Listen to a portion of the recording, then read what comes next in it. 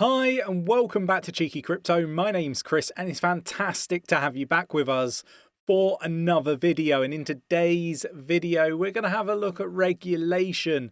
Regulation poses the biggest threat to cryptocurrency and blockchain technology, but it also could open the floodgates for a mega bull run. If you enjoy this sort of content, mash up the like button, subscribe if you haven't subscribed already, tap in that bell, selecting all the notifications so you never miss a video. And don't forget to jump in the Discord. You won't regret it. It's absolutely free.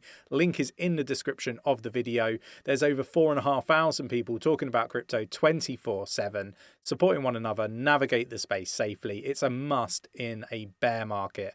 Definitely check it out. And let's get down to the desktop.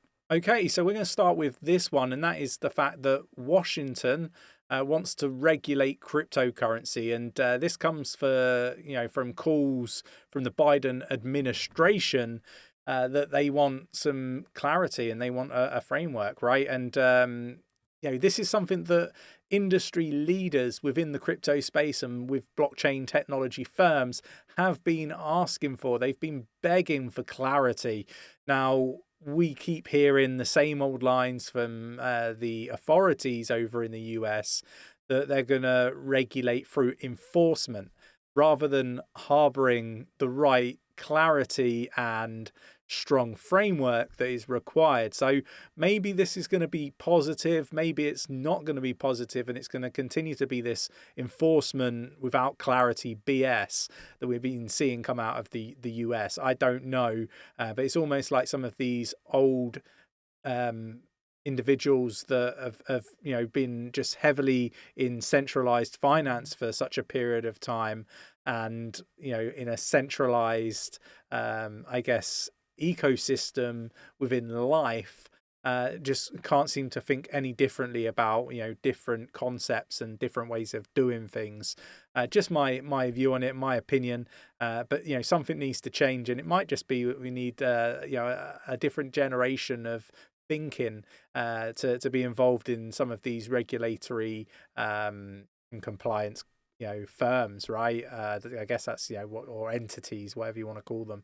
So look, for me, this is either going to be a catalyst for a mega bull run, as Charles Hoskinson put it, or it's got the ability to basically, I guess, put us in a prolonged bear market, right? So as retail investors, as citizens, around the world, we should be encouraging our governments to give the right sort of framework and clarity that is required for these companies to operate within a set boundaries, right? I think that's something that is required in this space. Let me know your thoughts and opinions in the comments below. Moving on, and we've got EU's ESMA raises alarm bells over growing crypto use as it prepares for new powers. Again, is this going to be one of those incidences where it's through enforcement, or is this going to be a great way to give us the framework and the clarity required? Again, it's sort of open to interpretation, and again, you've got people that are just probably not fit to make these decisions, making these decisions. They don't understand the technology, and they don't understand the idea of decentralized finance, in my humble opinion.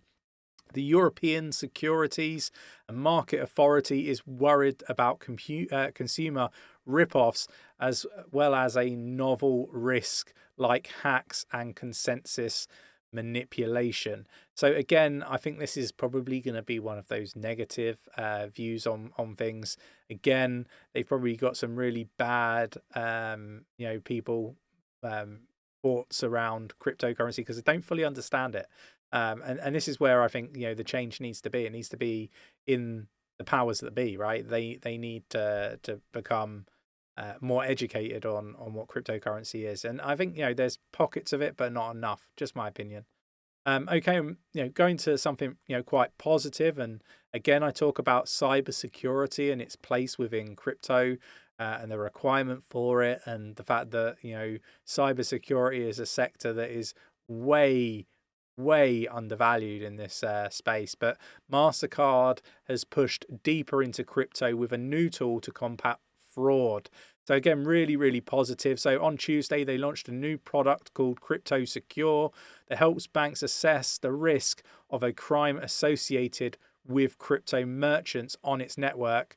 The service is powered by 𝗕𝗘𝗪𝗀, I think that's how you pronounce it, a blockchain security startup that MasterCard acquired last year.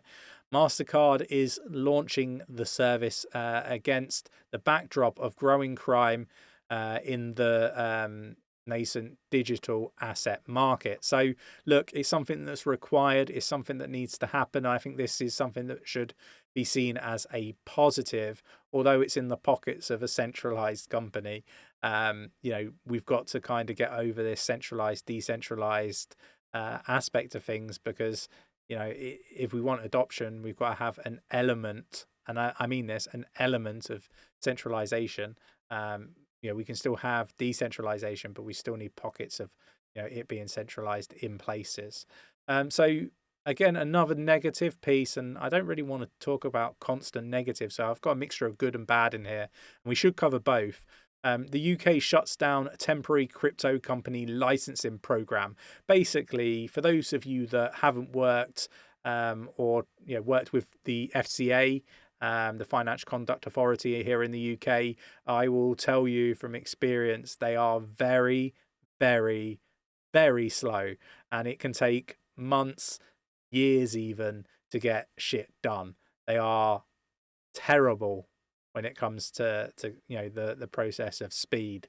So basically there's the likelihood is there's a massive backlog, and what does this mean for startups and companies wanting to work in the UK? I think what it really means is you're going to start to see lots of companies that won't have a temporary crypto license in the UK being called out by the FCA for operating without a license in the UK. And basically, what does this mean? It means that you don't have the same level of rights that you would have if they were licensed by the FCA in the UK.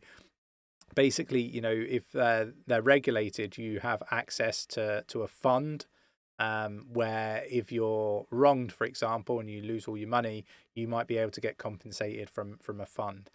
If they're not licensed, then you won't have access to that, so you risk losing all of your money. It's basically how I interpret it based on what I've read when it comes to licensed and unlicensed companies within the crypto space in the UK. So I don't think this is positive.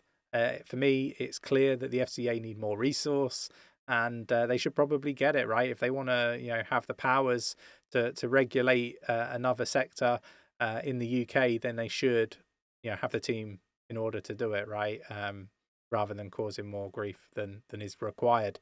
But again, for me, it's just all backwards how these I guess enforcement companies, regulators act in all the different countries all around the world.